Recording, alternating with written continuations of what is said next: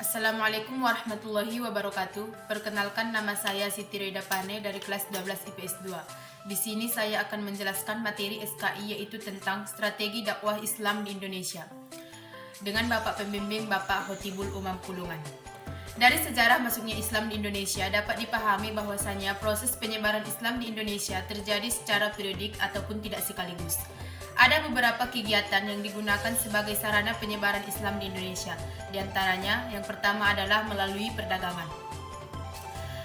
Proses Islamisasi di Indonesia dilakukan melalui proses perdagangan. Hal itu dapat dilihat dari kesibukan lalu lintas perdagangan pada abad ke-7 Masehi sampai dengan 16 Masehi.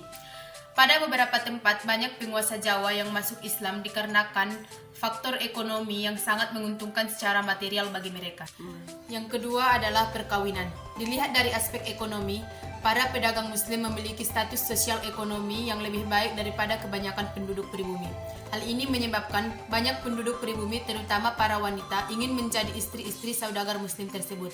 Hanya saja ada hukum Islam, yakni wanita yang akan dinikahi harus diislamkan terlebih dahulu.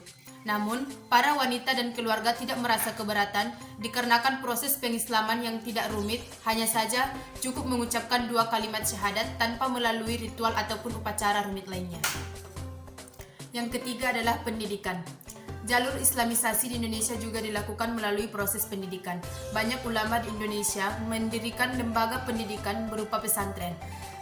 Para ulama juga banyak melakukan pengajaran keislaman melalui beberapa pendekatan, sehingga para santri mampu menyerap ilmu pengetahuan keagamaan dengan baik.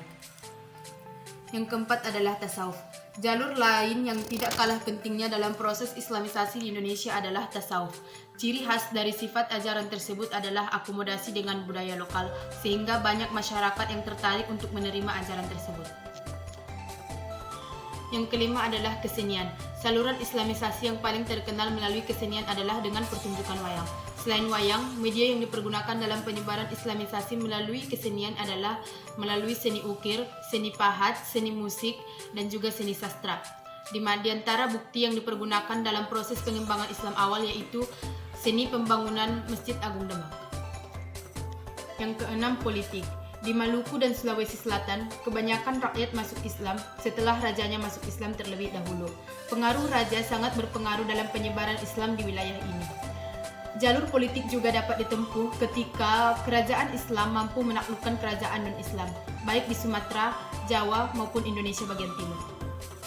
Mungkin cukup sekian yang dapat saya sampaikan. Apabila ada kata-kata yang salah, saya mohon maaf. Assalamualaikum warahmatullahi wabarakatuh.